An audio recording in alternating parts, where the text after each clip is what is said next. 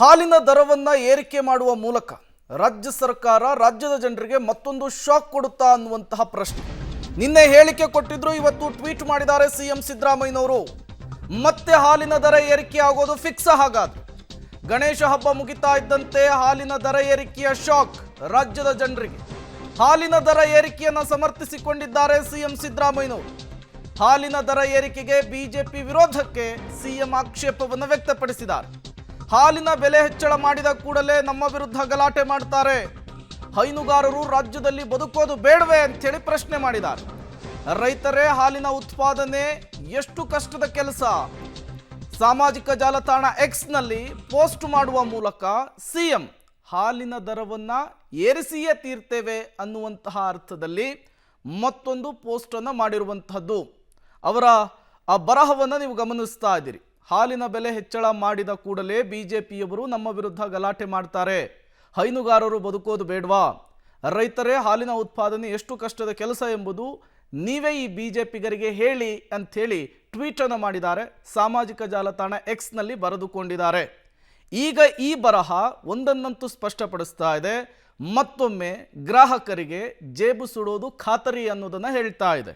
ಈಗಾಗಲೇ ಪರ್ ಲೀಟರ್ಗೆ 2 ರೂಪಾಯಿ ಹೆಚ್ಚಳ ಮಾಡಿತ್ತು ರಾಜ್ಯ ಸರ್ಕಾರ.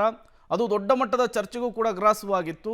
ಈಗ ಮತ್ತೊಮ್ಮೆ ಹಾಲಿನ ದರ ಏರಿಕೆ ಮಾಡುವಂತಹ ಹಿಂಟನ್ನು ನಿನ್ನೆ ಬಹಿರಂಗ ಸಮಾವೇಶದಲ್ಲಿ ಸಿಎಂ ಸಿದ್ದರಾಮಯ್ಯನವರು ಕೊಟ್ಟಿದ್ರು. ಇವತ್ತು ಟ್ವೀಟ್ ಮಾಡುವ ಮೂಲಕ ನಾವು ಹಾಲಿನ ದರವನ್ನು ಏರಿಸಿಯೇ ತೀರ್ತೇವೆ ಅನ್ನುವಂತಹ ಒಂದು ಅರ್ಥದಲ್ಲಿ ಟ್ವೀಟನ್ನು ಮಾಡಿರುವಂಥದ್ದು. ಕೆಲವೇ ದಿನಗಳಲ್ಲಿ ಹಾಲಿನ ದರ ಏರಿಕೆ ಫಿಕ್ಸ್, ರೈತರ ಅನುಕೂಲಕ್ಕಾಗಿ ಜಾರಿ ಮಾಡ್ತೀವಿ ಅಂಥೇಳಿ ಸಹಕಾರ ಸಚಿವ ರಾಜಣ್ಣ ಹೇಳಿದ್ದಾರೆ. ಹಾಲಿನ ದರ ಹೆಚ್ಚಳದ ಸುಳಿವನ್ನು ಕೊಟ್ಟಿದ್ದಾರೆ ಸಹಕಾರ ಸಚಿವರು. ಇಡೀ ದೇಶದಲ್ಲಿ ಕಡಿಮೆ ದರದಲ್ಲಿ ಹಾಲು ಸಂಗ್ರಹವನ್ನು ಮಾಡ್ತೀವಿ, ಕಡಿಮೆ ದರದಲ್ಲಿ ಗ್ರಾಹಕರಿಗೆ ಹಾಲನ್ನು ಕೊಡ್ತಾ ಇರುವಂತಹ ರಾಜ್ಯ ಕರ್ನಾಟಕವನ್ನು ಬಿಟ್ಟು ಬೇರೆಲ್ಲೂ ಕೂಡ ಇಲ್ಲ. ದೇಶದಲ್ಲಿ ಇಷ್ಟು ಕಡಿಮೆ ಪ್ರಮಾಣದಲ್ಲಿ ಹಾಲು ಮಾರಾಟದ ವ್ಯವಸ್ಥೆ ಇಲ್ಲ. ಎಲ್ಲ ಅಂಕಿ ಅಂಶಗಳನ್ನು ಮುಖ್ಯಮಂತ್ರಿಗಳಿಗೆ ಕೊಟ್ಟಿದ್ದೇವೆ. ಹಾಲಿನ ದರ ಹೆಚ್ಚಳದಿಂದ ಸರ್ಕಾರಕ್ಕೆ 1 ರೂಪಾಯಿ ಕೂಡ ಬರೋದಿಲ್ಲ. ಹಾಲಿನ ದರ ಹೆಚ್ಚಳವನ್ನು ಮಾಡಿ ರೈತರ ಬದುಕನ್ನ ಹಸನು ಮಾಡಲಿಕ್ಕೆ ನಾವು ಮುಂದಾಗ್ತಿದ್ದೇವೆ ಅಂತೇಳಿ ರಾಜಣ್ಣ ಮಾತನಾಡಿದ್ದಾರೆ. ಶೇಖರಣೆ ಮಾಡತಕ್ಕಂಥ ಹಾಲಿನ ದರವನ್ನ ಹೆಚ್ಚಿಸಬೇಕು ಅಂತಕ್ಕಂಥದ್ದು, ಆ ಹೆಚ್ಚಳ ಎಷ್ಟು ರೂಪಾಯಿ ಮಾಡ್ತೇವೆ ಅಷ್ಟನ್ನು ಕೂಡ ರೈತರಿಗೆ ಕೊಡಬೇಕೇ ಹೊರತು ಮತ್ತೆ ಅಲ್ಲಿನ ಆಡಳಿತಕ್ಕೆ ಬೇಕಿರದೆ ದುಡ್ಡು ನಮಗೆ ಲಾಸಲ್ಲಿದ್ದೀವಿ ಅಂತ ಅವ್ರು ಯಾರು ಅದನ್ನು ಉಪಯೋಗ ಮಾಡಬಾರ್ದು. ನೀವು 1 ರೂಪಾಯಿ ಮಾಡ್ತೀರಾ, 1 ರೂಪಾಯಿನೂ ಕೂಡ ರೈತರಿಗೆ ಹೆಚ್ಚಿಸ್ಕೊಡ್ಬೇಕು. 5 ರೂಪಾಯಿ ಮಾಡಿದ್ರೆ 5 ರೂಪಾಯಿನೂ ಕೊಡಬೇಕು. 3 ರೂಪಾಯಿ ಮಾಡಿದ್ರೆ 3 ರೂಪಾಯಿನೂ ಕೂಡ ರೈತರಿಗೆ ಅದು ಪಾಸಾನ ಆಗಬೇಕು. ಆ ರೀತಿ ಮಾಡೋಣ ಅಂತ ಹೇಳಿದ್ದಾರೆ. ಒಂದು ಸಭೆ ಕರೆದು ಬೆಂಗಳೂರಿನಲ್ಲಿ ತೀರ್ಮಾನ ಮಾಡಿಸೋಣ ಅಂತಲೂ ಕೂಡ ಹೇಳಿದ್ದಾರೆ.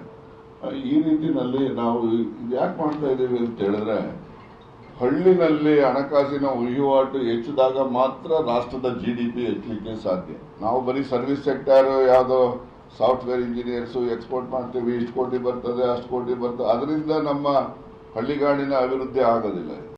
ಈ ರೈತ ಇದೇ ವಿಚಾರಕ್ಕೆ ಸಂಬಂಧಪಟ್ಟಂತೆ ಮತ್ತಷ್ಟು ಡೀಟೇಲ್ಸ್ ಅನ್ನು ಕೊಡ್ತಾರೆ ನಮ್ಮ ಪ್ರತಿನಿಧಿ ಮಸೂದ್. ನೇರ ಸಂಪರ್ಕದಲ್ಲಿ ಜಾಯಿನ್ ಆಗಿದ್ದಾರೆ. ಮಸೂದ್, ನಿನ್ನೆ ಬಹಿರಂಗ ಸಮಾವೇಶದಲ್ಲಿ ಇದೇ ವಿಚಾರಕ್ಕೆ ಹಿಂಟ್ ಕೊಟ್ಟಿದ್ರು ಸಿಎಂ ಸಿದ್ದರಾಮಯ್ಯನವರು. ಇವತ್ತು ಒಂದು ಟ್ವೀಟ್ ಮಾಡಿದ್ದಾರೆ, ಅದರಲ್ಲೂ ಕೂಡ ಹಾಲಿನ ದರ ಏರಿಕೆಯ ವಿಚಾರವನ್ನು ಪ್ರಸ್ತಾಪಿಸಿದ್ದಾರೆ. ಅಲ್ಲಿಗೆ ಒಂದಂತೂ ಸ್ಪಷ್ಟವಾಗ್ತಾ ಇದೆ, ಮತ್ತೊಮ್ಮೆ ರಾಜ್ಯ ಸರ್ಕಾರ ಹಾಲಿನ ದರವನ್ನು ಏರಿಕೆ ಮಾಡಲಿಕ್ಕೆ ನಿರ್ಧರಿಸಿದೆ ಅಂಥೇಳಿ.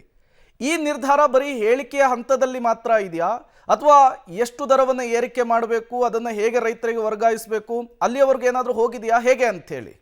ಮತ್ತೊಮ್ಮೆ ಹಾಲಿನ ದರ ಬಹುತೇಕ ಫಿಕ್ಸ್ ಅಂತ ಕೂಡ ಹೇಳಲಾಗ್ತಿದೆ. ನಿನ್ನೆ ಮುಖ್ಯಮಂತ್ರಿಗಳು ಮಾಗಡಿ ಕಾರ್ಯಕ್ರಮದಲ್ಲಿ ಭಾಗವಹಿಸಿದಾಗ ಇದರ ಸುಳಿವನ್ನು ಕೂಡ ಕೊಟ್ಟಿದ್ರು. ಜೊತೆಗೆ ಇವತ್ತು ಕೂಡ ಟ್ವೀಟ್ ಮಾಡಿ ಅದನ್ನು ಸಮರ್ಥನೆ ಮಾಡ್ಕೊಂಡಿದ್ದಾರೆ.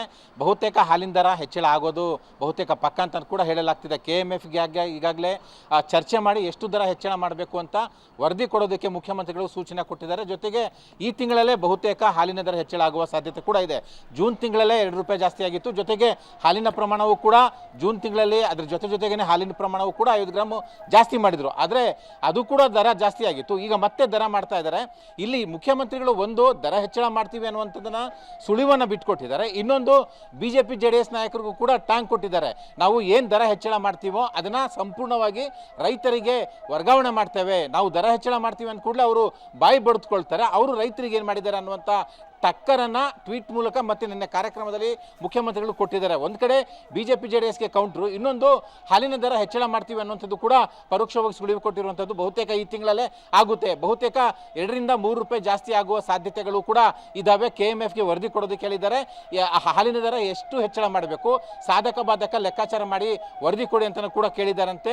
ಆ ನಂತರ ಹಾಲಿನ ದರ ಬಹುತೇಕ ಹೆಚ್ಚಳ ಆಗುತ್ತೆ, ಈ ತಿಂಗಳ ಹೆಚ್ಚಳ ಆಗುತ್ತೆ. ಇನ್ನೊಂದೇನೆಂದರೆ, ಈಗ ಹಾಲಿನ ದರ ಹೆಚ್ಚಳ ಹಿನ್ನೆಲೆಯಲ್ಲಿ ಸಾರ್ವಜನಿಕವಾಗಿಯೂ ಕೂಡ ಆಕ್ರೋಶ ವ್ಯಕ್ತ ಆಗುತ್ತೆ. ಆದರೆ ಮುಖ್ಯಮಂತ್ರಿಗಳು ಹೇಳ್ತಾ ಇರೋದು ಸಂಪೂರ್ಣವಾಗಿ ರೈತರಿಗೆ ಈ ಹಣವನ್ನು ವರ್ಗಾವಣೆ ಮಾಡ್ತೇವೆ, ಹೈನುಗಾರಿಕೆಗೆ ಒಂದು ರೀತಿಯಲ್ಲಿ ಬೆಂಬಲ ಕೊಡ್ತೇವೆ ಅನ್ನುವಂಥ ಹೇಳಿಕೆಯನ್ನು ಕೊಡ್ತಾ ಇದ್ದಾರೆ. ಹಾಗಾಗಿ ದರ ಹೆಚ್ಚಳ ಆಗುತ್ತೆ, ಗ್ರಾಹಕರಿಗೆ ಬಿಸಿ, ಆದರೆ ರೈತರಿಗೆ ಬಂಪರ್ ಬಹುಮಾನ ಅನ್ನುವಂಥ ಲೆಕ್ಕಾಚಾರಗಳು ಕೂಡ ನಡೀತಾ ಇದ್ದಾವೆ. ಪ್ರೇಮ್.